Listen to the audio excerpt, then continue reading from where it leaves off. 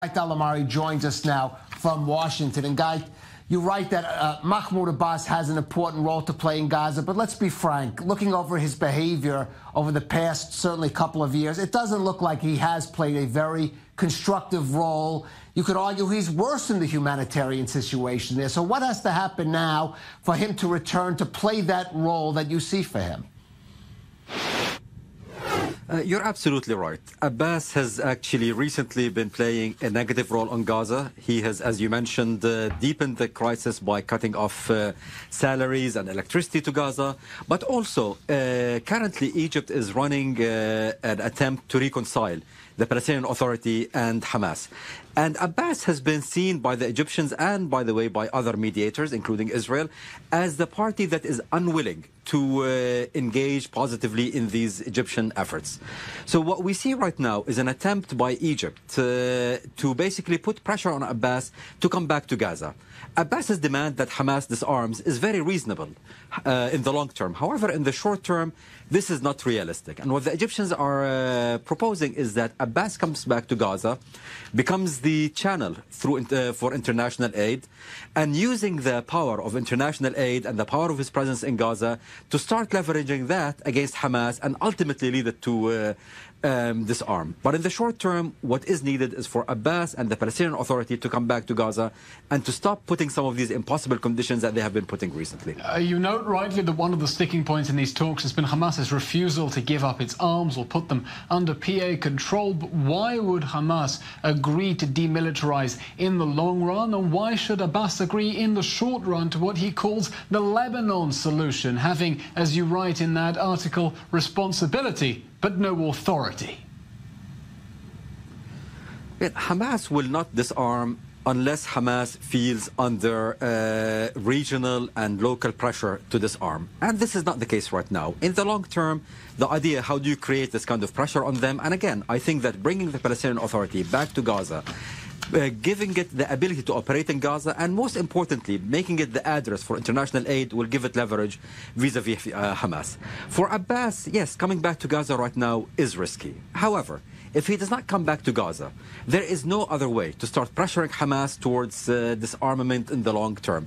The Egyptians will not occupy Gaza. Israel will not come back to Gaza. So the only way to start putting pressure on Hamas is for the PA to come back. And once the PA comes back, it should count on the support of the Egyptians and other Arabs who will give it both political and material support to counter Hamas. But without the PA being in Gaza, there is no force that is willing to work on the short term or the long term to disarm Hamas. Ghaith, one party conspicuously missing from all these talks is the U.S. administration. But there was a big report in Foreign Policy recently that showed that they are thinking about Gaza.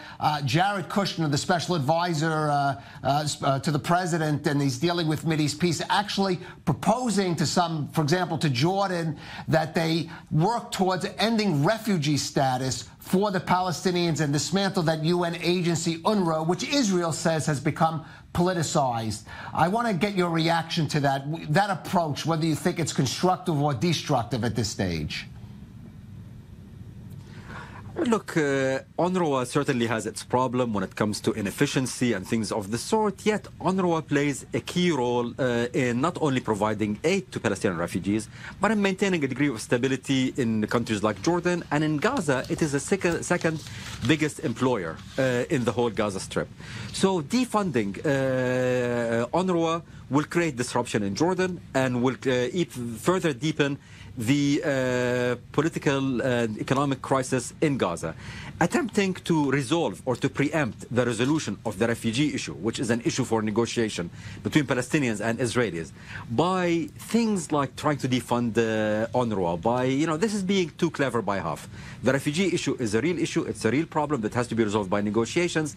And these attempts to preempt it and to end it through defunding UNRWA will fail to achieve that objective, and at the same time will have negative impact on Gaza and in Jordan.